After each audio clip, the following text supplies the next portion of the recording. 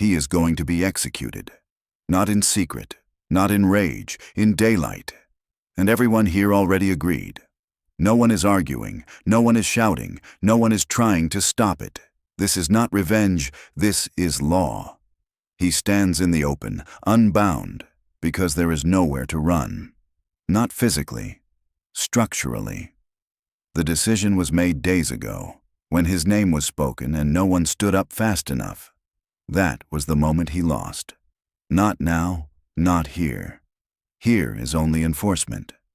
In Viking society, a man did not die because he was weak. He died because protection was removed, and once protection is gone, death becomes legal. When his name was first spoken at the thing, it did not echo dramatically. It settled into the air and remained there.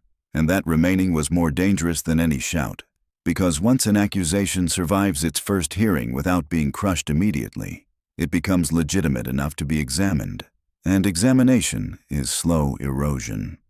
He expected one of his close allies to laugh it away, to call it exaggerated, to stand without hesitation and anchor the room in his favor.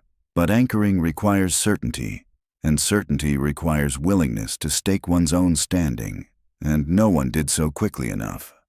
That delay did not condemn him yet, but it removed automatic defense, and automatic defense is the strongest form of protection in a clan-based society. From that moment onward, he was no longer assumed correct. He was evaluated. Evaluation is colder than hostility. Hostility is visible and therefore predictable. Evaluation is silent and therefore dangerous.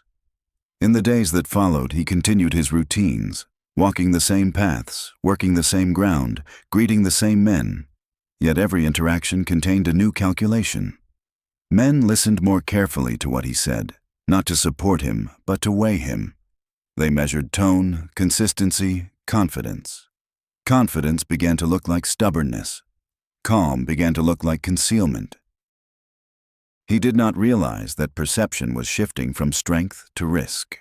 Risk is isolating. No one wants to be tied to potential instability when winter approaches or land disputes are unresolved. His presence at gatherings became informational rather than influential. People observed him to see how he would behave, not to see what he would decide. That subtle shift from leader to subject marked another stage in removal. When disputes between others were raised, they were no longer directed toward him for judgment. Once he had been trusted to mediate. Now neutrality around him was strategic. Involving him would complicate future outcomes if his status changed. The community was already preparing for the possibility of his fall without announcing that preparation. Preparation without declaration is how systems protect themselves. His family felt the pressure first in invitations. Feasts became smaller or were scheduled without notice. Hospitality remained polite, but no longer warm. Warmth signals security. Politeness signals caution. His wife noticed glances that ended quickly. His children sensed pauses in play. Children detect hierarchy instinctively. When other parents began calling their children back sooner from his household, it was not an order. It was instinct. Instinct in groups spreads faster than law. He tried to correct perception by increasing visibility, speaking firmly, reminding others of shared victories and obligations. But reminding people of debt when they are recalculating, you can accelerate distance. Debt implies future cost. Cost invites avoidance. He offered compensation again, raising the amount, presenting silver openly, showing capacity and willingness to repair. Yet silver without guarantors is meaningless. Guarantors represent shared belief in your stability. Without them, payment looks like desperation. 2 men nearly stepped forward during that second offer. Nearly is not enough. The absence of their movement was more visible than any speech. That moment sealed another contraction of his circle. After that, men stopped debating his innocence privately and began debating consequence publicly. Notice the shift. Not whether he broke the oath, but what should follow. When consequence becomes the focus, guilt is assumed implicitly. He slept less. Not from fear of immediate attack, but from awareness that every sunrise without resolution allowed positions to harden.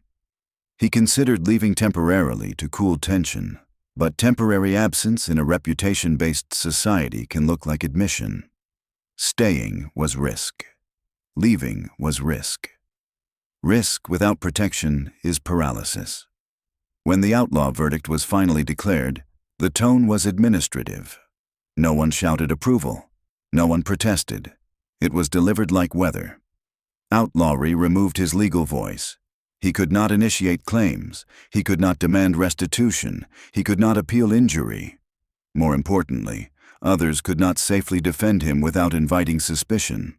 Protection in Viking society was reciprocal. Once one link is severed, the chain weakens quickly. Outlawry did not change his body, but it changed how space reacted to him. He noticed it first in the way men positioned themselves when he entered a path. They did not step aside. They did not block him. They recalculated distance. Distance became language. No one wanted to appear hostile, yet no one wanted to appear aligned. Alignment now had measurable cost. In Viking society, cost was everything. Every gesture could convert into obligation. Every obligation could convert into risk. He had become concentrated risk. That transformation did not make him feared. It made him inconvenient. And inconvenience spreads faster than hatred. He attempted to continue as if nothing had altered. He sharpened tools in open view. He walked boundaries confidently. He greeted men by name. The greetings returned were precise, shorter, stripped of warmth. Not insult. Reduction. Reduction is how removal becomes normalized. Soon, something else shifted. Disputes that once would have triggered his reaction now unfolded without his involvement. A fence moved slightly between properties. He said nothing. No one asked him to. His silence became proof that he had no standing left to assert. Standing must be exercised to remain visible. Once unused, it evaporates. At the next gathering, he arrived early. Early arrival once signaled engagement. Now it signaled uncertainty. Men arrived later and chose their places deliberately. He understood then that seating was not casual. Seating was declaration. Those who sat beside him would be seen beside him. None chose that position. Not even those who once owed him loyalty. Loyalty decays quickly when protection disappears. A man tied to an outlaw risks becoming unstable himself. He noticed that even arguments against him had softened. The accuser no longer spoke harshly. He spoke calmly about order, about stability, about precedent. Precedent is stronger than anger. Anger burns quickly. Precedent endures. Once his case became example rather than conflict, the end was administrative. He considered leaving at night without announcing departure. That would spare him enforcement. But disappearance carries its own narrative. Vanishing confirms guilt. Staying at least preserved ambiguity. Ambiguity was shrinking, but it still existed. Each sunrise reduced it. Each sunset hardened opinion. His family urged caution, not out of fear for his life, but fear of erasure. Erasure is worse than defeat. Defeat allows future correction. Erasure allows none. The days felt longer, not because time slowed, but because every interaction carried calculation. He borrowed a tool from a neighbor. The neighbor hesitated before agreeing. That hesitation was small, but visible. Small hesitations accumulate. Soon even small borrowings would be refused. Refusal was coming, not in dramatic declaration, but in quiet alignment with consensus. Consensus had already formed. Enforcement was merely confirmation. He began to understand that the most dangerous part of outlawry was not permission for violence, but permission for indifference. Violence requires decision. Indifference requires none. In the days that followed, he tested the edges of his remaining presence.